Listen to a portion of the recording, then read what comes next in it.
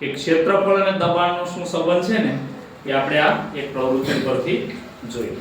બરાબર. આ એક વજનદાર બાટલો છે. આપણે જે ફાયરનો છે એ બાટલો છે. બરાબર. હવે આપણે એક બેનને બોલાવીએ અને બેનના માથા પર આ બાટલાને મૂકીએ. શું પરિસ્થિતિ થાય? હાલો.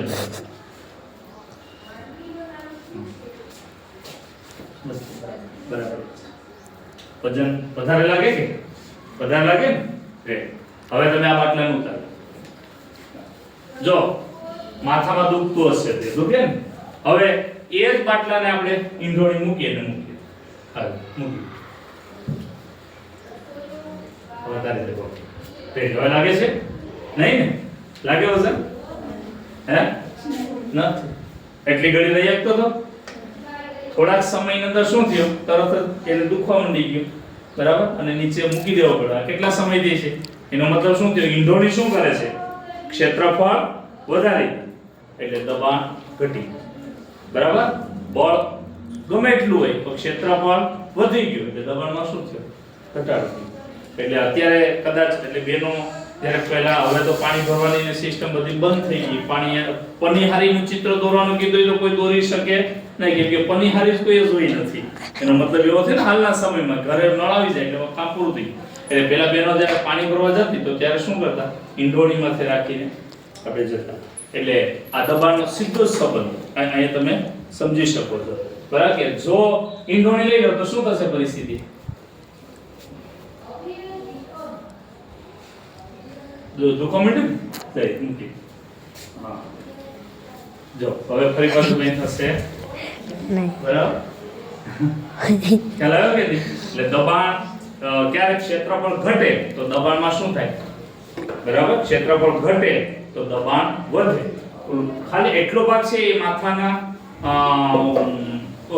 જે ભાગ ઉપર આવતો કેવો એનો ગોળાકાર ભાગ, નળાકારનો જે ગોળાકાર ભાગ છે એ એટલો આવતો. આ ભાગ છે એ બધું ફેલાઈ જાય ઈંધોણીના કારણે. બરાબર. ઉપરથી લાગતું બળ છે એ બધું ફેલાઈ જાય. એના કારણે દબાણ લાગતું નથી. ઓછું લાગે તો ખરું, વજન ન લાગે એવું કઈ લાગતું જ. એટલે તમે ખબર છે રેલવેના પુલીઓ અને આપણે જે મજૂરો જ્યારે સ્લેબનું ને કામ હાલતું હોય તો એમાં જોઈ લેજો તો જ્યારે ઊંચે ચડાવવાનું તો દરેકના માથા ઉપર કપડું વીટેલું હશે અથવા તો શું હશે? ઈંધોણી હશે. બરાબર.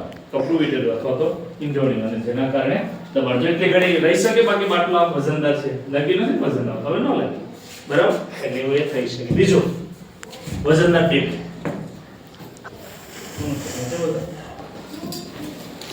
આ બેગની પટ્ટી કેવી રાખેલી હોય સામાન્ય રીતે?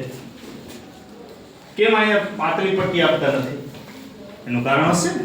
કોઈ પણ બેગ, ટ્રાવેલિંગ બેગ હશે, પછી આપણું દફતર હશે, કે એની આ પટ્ટીઓ છે એ સામાન્ય રીતે કેવી આપવામાં આવે? બરાબર. થોડીક પોળી રાખવામાં આવે. બરાબર. આ નીચેની પટ્ટી છે એ પાતળી છે. સામાન્ય રીતે બેગને આપણે સામાન્ય રીતે કઈ રીતે લઈએ છીએ? અહીંયાથી અહીંયા. બરાબર. બેગને આપણે કઈ રીતે ઉઠાવીએ છીએ? અરે એનો મતલબ શું થયો કે ટ્રાવેલિંગ વખતે અથવા તો જ્યારે વધારે વજન હોય બેગની અંદર તો એના કારણે શું થશે? અહીંયા દબાણ ઓછું લાગે એવો પ્રયાસ આપણે કરવાનો હોય. એટલે પોળી પટ્ટી હશે એટલે ક્ષેત્રફળ વધી જાય તો દબાણ ઘટી જાય. બરાબર. પોળી પટ્ટી. અને જ્યારે પાતળી પટ્ટી હશે તો શું થશે? જ્યારે પાતળી પટ્ટી હશે તો બરાબર. અને આપણે આ રીતે નથી રાખતા. જો આ ભાઈનો અનુભવ થશે. ના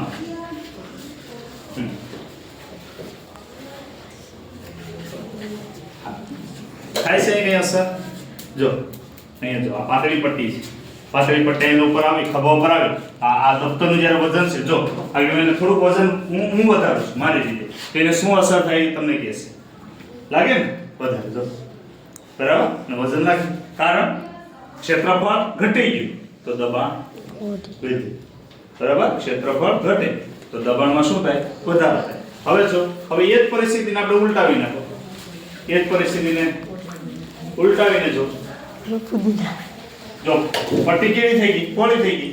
હવે હું ગમે એટલું આને દબાણ વધારો બળ લગાડું, બોલો લાગે છે કે નથી લાગતું? જો તમારી નજર સામે છે. બરાબર. પેલા કરતા પણ મેં વધારે, પેલા કરતા પણ એટલું દબાણ લાગી, એટલું વજન છે, છતાં મેં એને અસર થતી નથી. ઓલામાં ખાલી થોડું કરતે બે પટ્ટી અહીંયા બેસી ગઈ, ટૂંકમાં ખૂટવા વળગી ગઈ, આપણે તળપદી ભાષામાં કહીએ તો.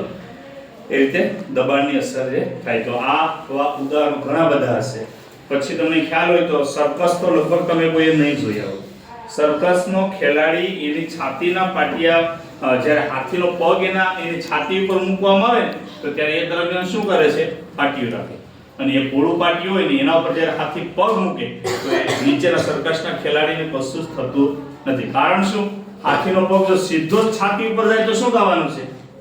દબાણ ક્ષેત્રફળ ઓછું હોય તેના કારણે શું થાય? હાથીનો એટલું જે પગનું બળ લાગે કેટલું દબાણ લાગે કે છાતી માણસના ટૂંકમાં ઘણું બધું નુકસાન થાય છે. બોલો પાટિયું આવી જાય તો એના કારણે શું થવાનું છે?